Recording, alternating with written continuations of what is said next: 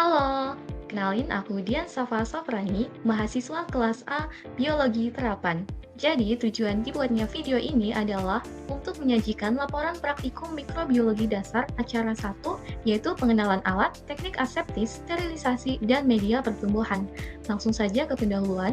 Jadi, mikrobiologi ini merupakan cabang ilmu biologi yang mempelajari mikroorganisme dan interaksinya.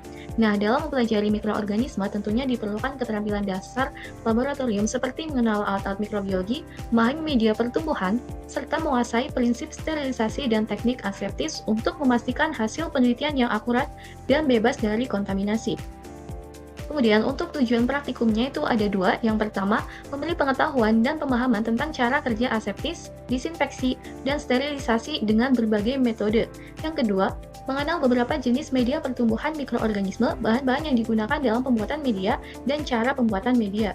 Oke, selanjutnya di sini ada 5 pokok pembahasan. Yang pertama, fungsi spesifik alat yang digunakan, kemudian penggolongan jenis media dan fungsinya, yang ketiga, prinsip dan metode sterilisasi, kemudian prinsip dasar teknik aseptis, dan yang terakhir, aplikasi praktis dan alasan pentingnya proses sterilisasi dan teknik aseptis dalam pengujian mikrobiologi.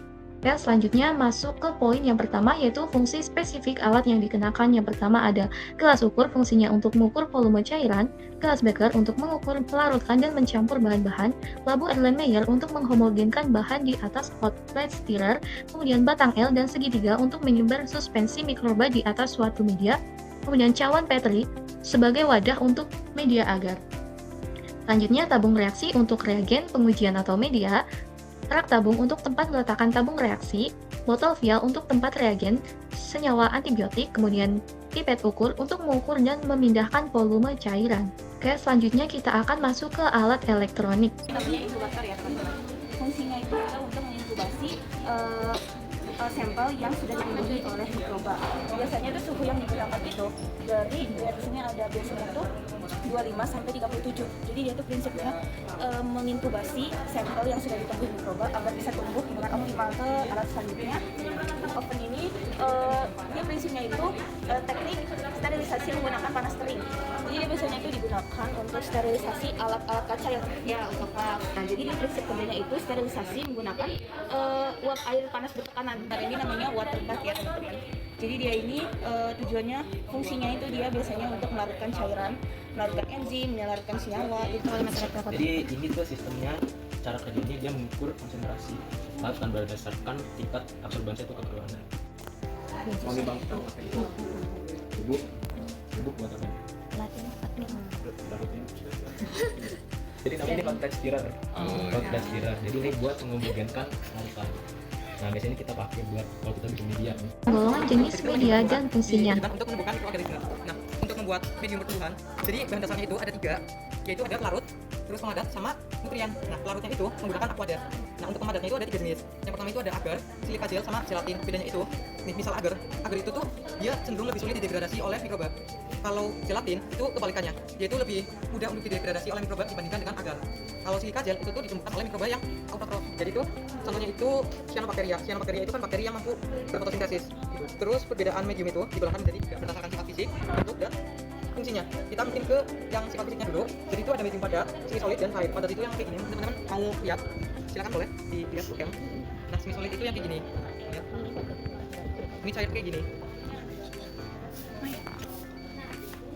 Kalau media yang semi solid itu biasanya digunakan untuk uji biokimia.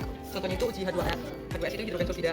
Terus uji motilitas. Gitu. Untuk uji H2S, misal setelah diinkubasi kemudian ada noda hitam gitu, itu tuh artinya bakteri atau mikroba tersebut yang ditanam ke sini itu dia mampu memproduksi H2S atau hidrogen sulfida gitu. Nanti ada hitam-hitamnya, terus biasanya itu medianya besar kayak metes. Terus ada juga uji motilitas. Motil itu artinya gerak. Jadi uji motilitas itu uji untuk mengetahui apakah bakteri atau mikroba tersebut mampu bergerak. Kalau misal nanti setelah diinkubasi bakteri atau mikrobanya itu tumbuhnya cuma di sekitar area yang kita tusuk tadi, itu artinya bakterinya nggak motil atau nggak gerak. Nah, kalau misal bakterinya itu mampu tumbuhnya ke kanan, kiri, dan area lain seperti membentuk akar gitu, itu artinya bakterinya motil atau mampu bergerak gitu. Itu untuk medium semi solid. Nah, ini untuk medium cair itu biasanya untuk menguji aerobisitas atau kebutuhan oksigen. Jadi misal kita naruh 50 bakteri, kita mau tahu bakteri tersebut tuh buat tumbuhnya dia perlu oksigen apa enggak. Jadi setelah diinkubasi bakterinya itu misal tumbuhnya di atas, itu artinya bakterinya aerob obligat atau dia wajib membutuhkan oksigen untuk bertahan hidup. Kalau dia tumbuhnya di bawah, itu artinya dia anaerob obligat atau dia itu nggak butuh oksigen. Justru kalau ada oksigen dia malah mati. Terus Terus ada yang pertumbuhannya itu menyebar dari atas sampai bawah, itu artinya dia fakultatif anaerob, yaitu mampu hidup dengan adanya atau tanpa oksigen. Oke, selanjutnya kita masuk ke poin ketiga, yaitu prinsip dan metode sterilisasi. Sterilisasi merupakan suatu proses menghilangkan, mematikan, atau menghancurkan semua mikroorganisme hidup dari suatu bahan. Prinsip sterilisasi dilakukan dengan 3 cara. Yang pertama, mekanik dengan filtrasi, kedua, fisik dengan pemijaran, panas kering, uap panas bertekanan, dan penyinaran UV. Yang terakhir atau ketiga ada secara kimiawi, yaitu dengan menggunakan disinfektan. Oke, selanjutnya kita masuk ke poin keempat, yaitu prinsip dasar teknik aseptis. Teknik aseptis adalah prosedur untuk mencegah kontaminasi mikroorganisme selama bekerja di laboratorium. Prinsip utamanya bisa kita lihat bersama di video berikut. Yang pertama, meja kerja dan tangan disinfeksi alkohol 70% sebelum dan sesudah bekerja.